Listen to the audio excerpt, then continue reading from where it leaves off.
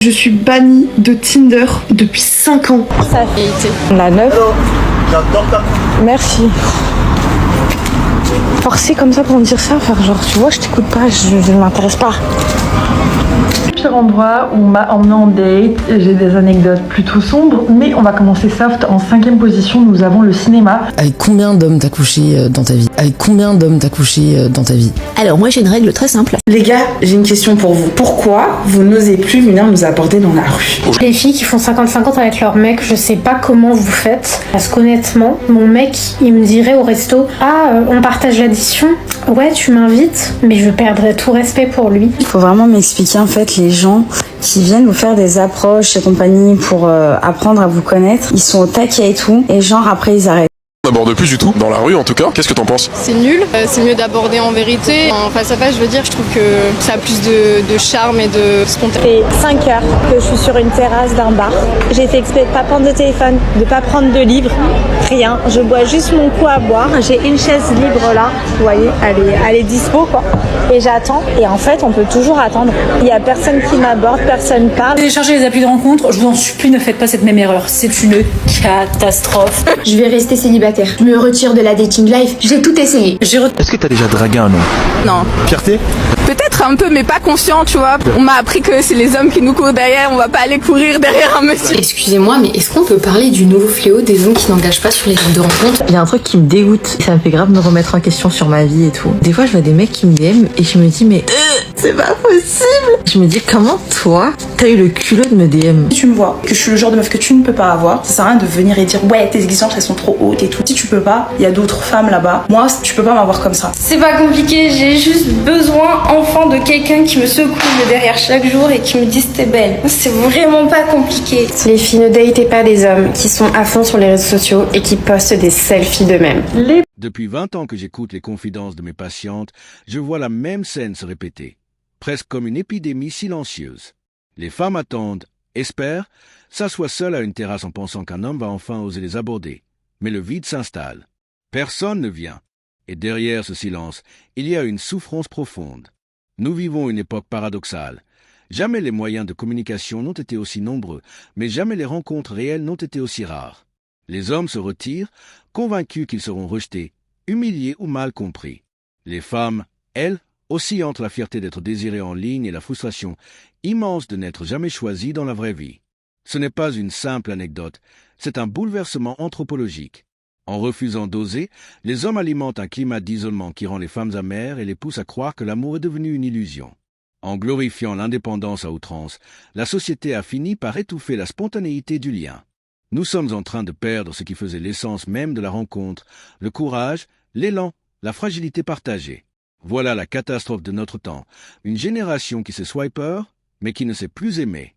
Les relations modernes s'effondrent à cause de l'illusion du choix et des conseils visant à éviter l'attachement. Les échanges multiples créent le chaos et dévalorisent la confiance. Les hommes perçoivent un body count élevé comme un signe d'instabilité et les femmes admettent un passé qui accentue la méfiance. Le meilleur moyen de ne pas s'attacher à un mec, c'est de parler avec plusieurs mecs. Bien entendu, tout en gardant le contrôle de la situation, mesdemoiselles. J'entends par là ne jamais créer de moments d'intimité avec ces gars. Ne serait-ce même qu'ils viennent vous chercher en bas de chez vous avec sa voiture pour aller au cinéma ou aller manger ou je ne sais pas où. Tu prends ta voiture, il prend la sienne. Pourquoi est-ce que je vous dis ça? Simplement parce que nous, les femmes, on s'attache très très vite. Et à chaque fois qu'il y a un mec qui nous envoie un message avec qui on discute et tout, on attend toute la journée que ce gars-là, que ce seul et unique gars nous réponde. Or, quand tu discutes avec Soussou, Toutou et Moutou, bah t'as pas le temps de te concentrer que sur un seul mec. T'es pas obsédé que par Karim, tu vois ce que je veux dire?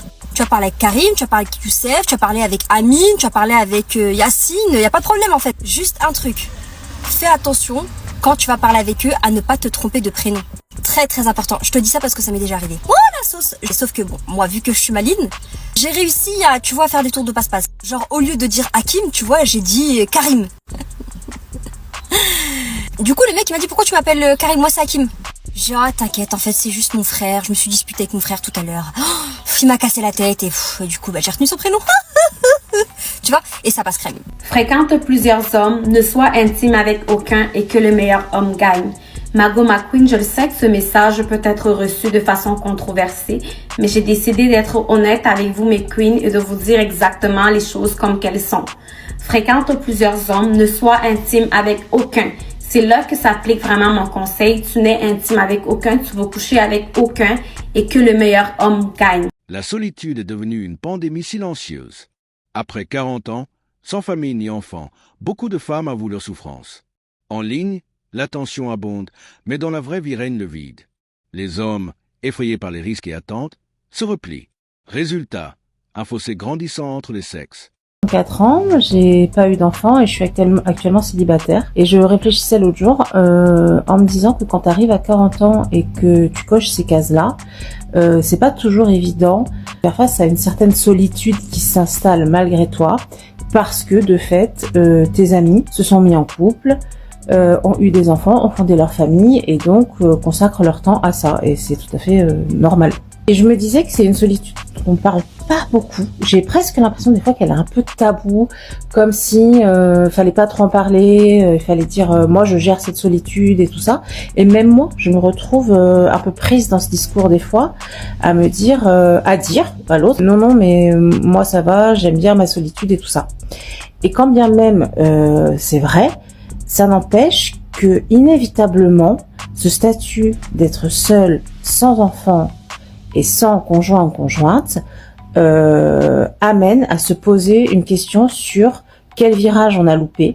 Les attentes ne cessent de croître. Demander un transfert d'argent dès le début choque certains, mais les hommes dépensent facilement pour les clubs, les jeux ou le sexe rapide, pas pour une femme qu'ils prétendent vouloir. Les femmes modernes imposent des exigences strictes. Les réseaux accentuent la comparaison, les hommes reculent. Partager l'addition détruit le respect et le charme disparaît. Ils font 50-50 avec leur mec, je sais pas comment vous faites. Parce qu'honnêtement, mon mec, il me dirait au resto « Ah, on partage l'addition ? Ouais, tu m'invites ?» Mais je perdrais tout respect pour lui. Je sais pas comment vous faites en fait pour continuer à respecter vos hommes. Pour moi, vraiment, genre... Oh, je te jure, ça m'écœurerait, genre... Je regarderais comme ça et genre tout le charme disparaît. Enfin, vraiment, c'est... Tu passes du conte de fées, du prince charmant, qui se comporte bien, qui se comporte comme un homme, à juste, genre, une copine, en fait. Je vous ai choqué quand je vous ai dit qu'une femme devrait demander un virement dès le départ à un homme pour savoir s'il va s'investir ou pas. Vous, hommes qui ne veulent pas investir dans une femme dès le départ, j'ai un message pour vous. Tu dépenses sans hésiter dans des bouteilles en boîte de nuit. Quand tu vas dans un casino, t'hésites pas à dépenser ton argent alors que tu sais tu perdras plus que tu gagnes. Tu dépenses des sous pour avoir une expérience vite fait avec une inconnue. Je sais très bien de quoi je parle. Pourtant, face à la femme que tu vas draguer, affirmant que tu la veux dans ta vie, bizarrement, quand elle va te demander d'investir en elle, tu vas bégayer, tu vas calculer, tu vas hésiter, tu vas trouver des excuses. Sache que si tu veux la vérité, tu agis comme ça parce que t'as peur. Tout simplement. Ça s'appelle être lâche. Les hommes se retirent de l'initiative et c'est inquiétant. Une femme belle, cultivée et stable échange jour et nuit sur les applications, mais aucun rendez-vous. Zéro.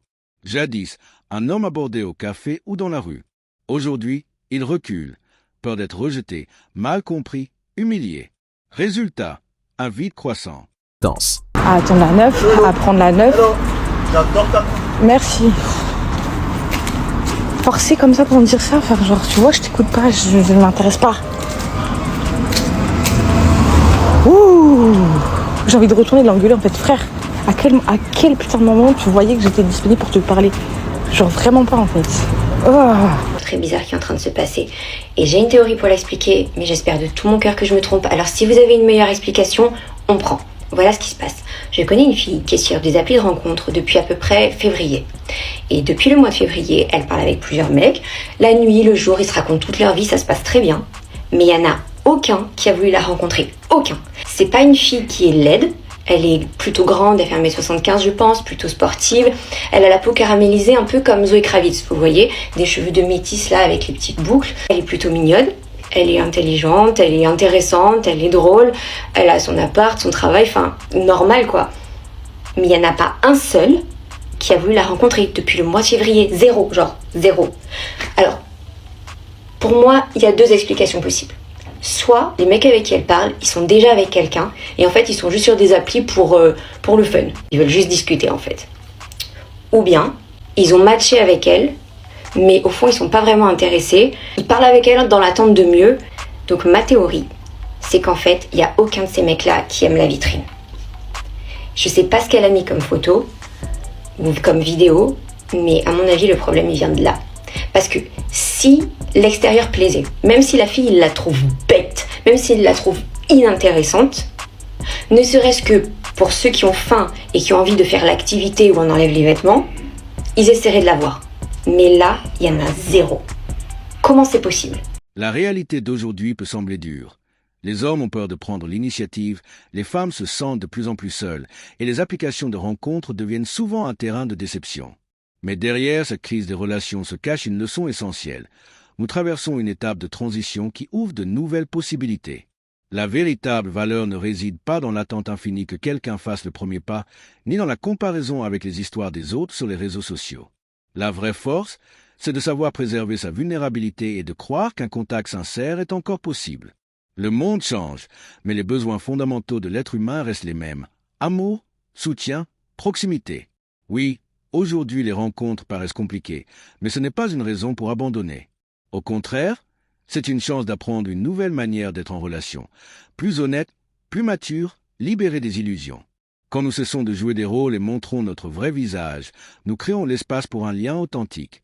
Ne considérez pas la solitude comme un échec, c'est un temps pour bâtir les fondations de votre bonheur futur. L'essentiel est de ne pas perdre espoir et de garder le cœur ouvert. Abonne-toi à notre chaîne, plein d'histoires et de découvertes t'attendent.